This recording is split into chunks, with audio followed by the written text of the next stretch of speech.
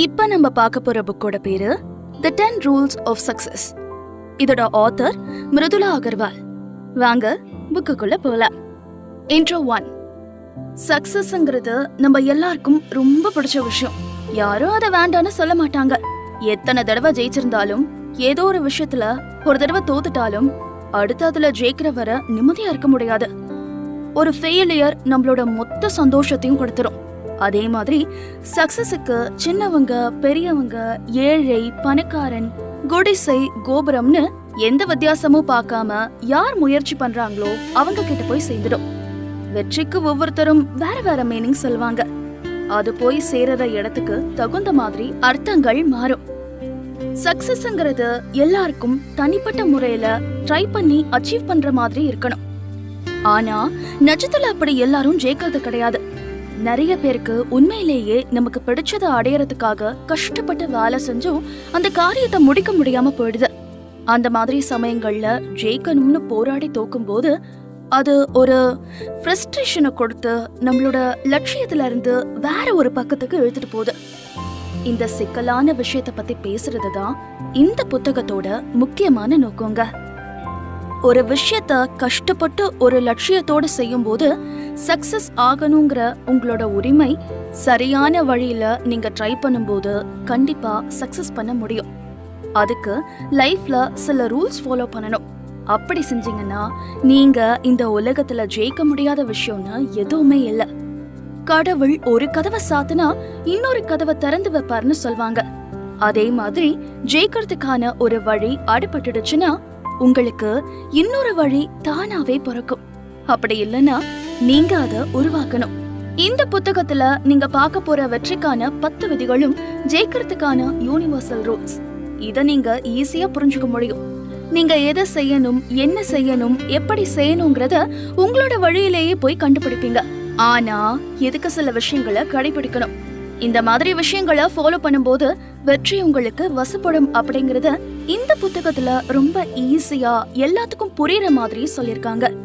அதனால உடனே இத கேட்க தொடங்குங்க. உங்களோட ஃபுல் எனர்ஜியையும் பவரையும் ஃபீல் பண்ணுவீங்க. நீங்க நினைச்சிட்டு இருக்கிறத விட நீங்க எவ்வளவு புத்திசாலி, ஜெயிக்கிறதுக்கு உங்களுக்கு எவ்வளவு உரிமை இருக்குங்கிற மாதிரி எல்லா விஷயத்தையும் இந்த புத்தகத்தை முழுசா கேட்டு முடிக்கும் போது புரிஞ்சுப்பீங்க. இதுல சொல்லிருக்கிற ரூல்ஸ் நீங்க கரெக்டா ஃபாலோ பண்ணும்போது வெற்றி உங்க கதவை தட்டுங்க. இப்ப வாங்க இந்த புக்குக்குள்ள போலாம்.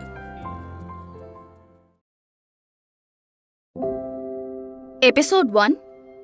Success has a different meaning for all. உங்களோட லட்சியத்துல ஜெயிச்சா உங்களுக்கான மரியாதை தானா கிடைக்கும். ஜெயிக்கிறதுக்கான உங்களோட உரிமைய யாருக்கும் விட்டு கொடுக்காதீங்க. அதை அடையிறது உங்க கையில தாங்க இருக்கு. கடவுள் நமக்கு கைகளை படிக்கும் போதே அதால வேலை செய்யற திறமையையும் சேர்த்துதான் கொடுத்தாரு. ஒரு காலத்துல ஃபேமஸான குரு ஒருத்தர் இருந்தாரு. அவருக்கு 2 சீடர்கள் இருந்தாங்க. அவங்க படிப்பு முடிஞ்சு அவங்க வீட்டுக்கு புறப்பட தயாரானதும் குரு அவங்கள ஒருத்தரை கூப்பிட்டு, இப்ப உங்க படிப்பு முடிஞ்சது, இந்த இடத்தை விட்டு வெளியேறி வெளி உலகத்துல உங்களுக்குன்னு சொந்தமா ஒரு பிளேஸ கண்டுபிடிக்க வேண்டிய நேரம் வந்துருச்சு. உங்க ஃபியூச்சர் நல்லா இருக்க நீங்க என்ன பிளான் வச்சிருக்கீங்க அப்படின்னு கேட்டாரு. அதுக்கு அந்த சீடர், நான் இந்த உலகத்துல எனக்கான வேலையையும் வெற்றியையும் தேடுவேன்னு பதில் சொல்றாரு. குரு அவர்கிட்ட ஒரு பேக் நிறைய தங்க காசுகளை கொடுத்து ஆசீர்வாதம் பண்ணி போக சொல்லி அனுமதி கொடுக்கறாரு. இப்போ குரு 2வது சீடரை கூப்பிட்டு அதே கேள்விய அவர்கிட்டயும் கேக்குறாரு. இந்த இடத்தை விட்டு வெளியே போனதும் என்னோட திறமையால இந்த உலகத்தை ஜெயிச்சு செல்வ செழிப்போட வாழ்வேன் அப்படின்னு 2வது சீடர் பதில் சொல்றாரு.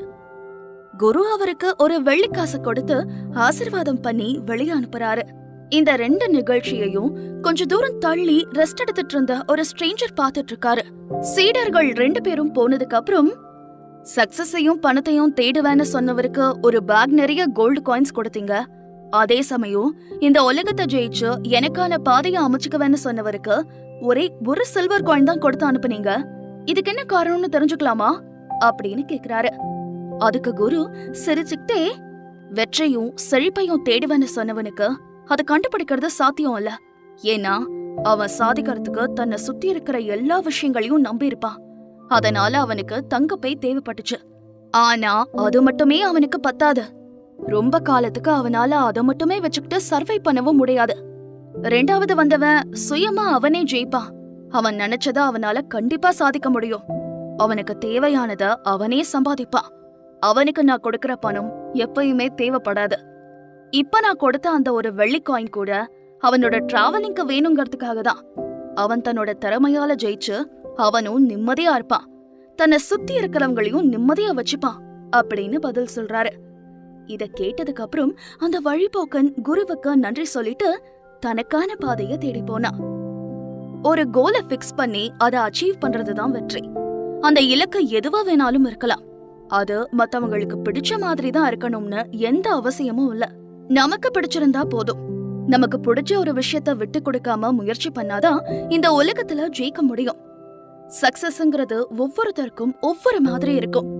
பைக் வச்சிருக்கிறவனுக்கு கார் வாங்குறது கோலா இருந்தா, நடந்து போறவனுக்கு சைக்கிள் வாங்குறதே பெரிய விஷயம்தான். அதனால ஒவ்வொருத்தரோட கோல்ஸும் ஒவ்வொரு மாதிரி இருக்கும்.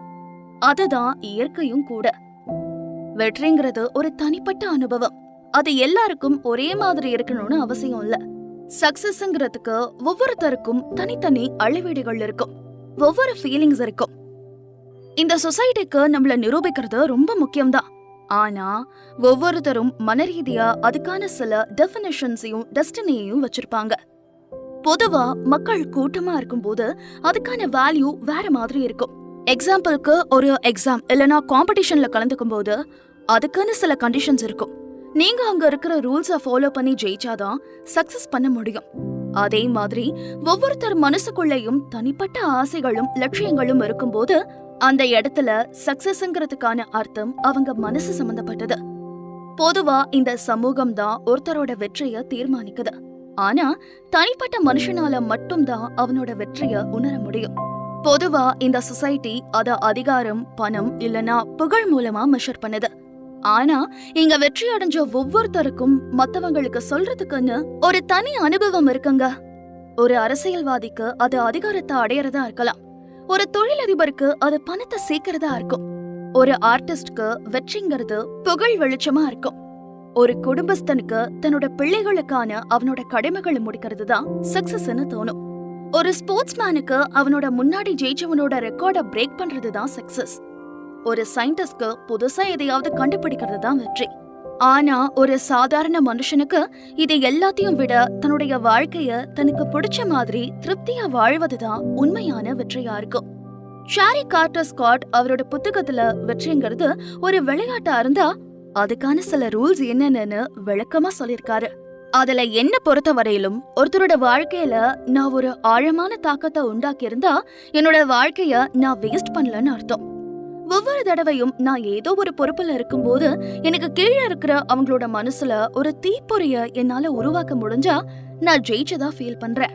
என்னோட பேச்சை கேட்டு ஒருத்தரோட லைஃப் சேஞ்ச் ஆனா, ஒருத்தரோட கனவு நினைவாச்சுன்னா, அழிவு பாதைக்கு போன ஒருத்தரோட வாழ்க்கை திரும்ப நல்ல நிலைமைக்கு திரும்புச்சுன்னா, மனுஷங்க ஒருத்தர் லவ் பண்ண ஆரம்பிச்சாங்கன்னா அது எனக்கு ஒரு மன நிறைவை கொடுக்குது. அப்பதான் நான் ஜெயிச்சுதான் ஃபீல் பண்றேன் அப்படின்னு எழுதிருக்காரு. ஒருத்தரோட வெற்றிக்கான அளவுக்குள் ஆளுக்கு தகுந்த மாதிரி மாறிக்கிட்டே இருக்கும்.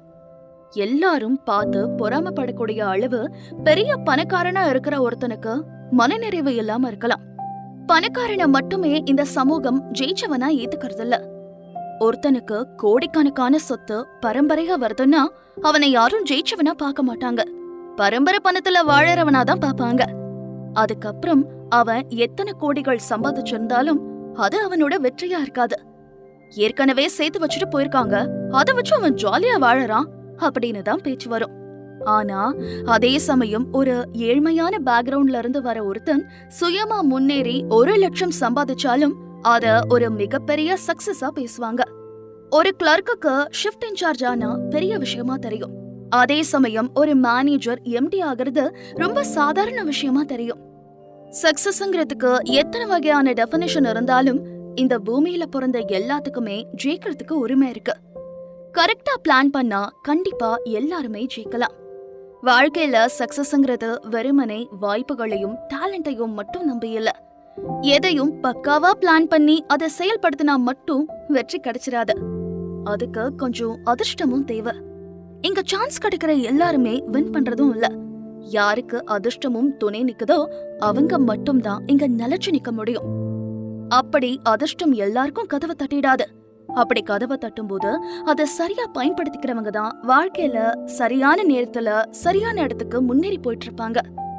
பொதுவா ஜெயிக்கிறதுக்கான அடிப்படையான விதி என்ன அப்படின்னா, வாழ்க்கையில நம்ம செய்யற விஷயத்துக்கு நேர்மாறாதான் பலன் கிடைக்குங்கிறத தெரிஞ்சு வச்சுக்கிறது.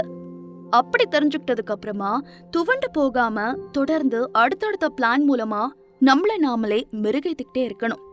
அது நம்ம கையில தான் இருக்கு. அதிர்ஷ்டம் ஒரு விரல கொடுக்கும் போது நம்ம முழு கையையுமே எடுக்க வேண்டி வரலாம் அப்படின்னு ஸ்வீடிஷ்ல ஒரு பழமொழி இருக்கு.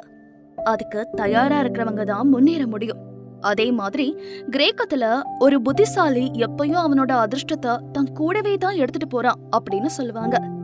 அதே மாதிரி ஒரு புத்திசாலி அவன் கண்டுபிடிக்கிறத விட அதிகமான வாய்ப்புகளை உருவாக்கிக்கிட்டே இருப்பான்னு பேக்கன் கூட சொல்லியிருக்காரு.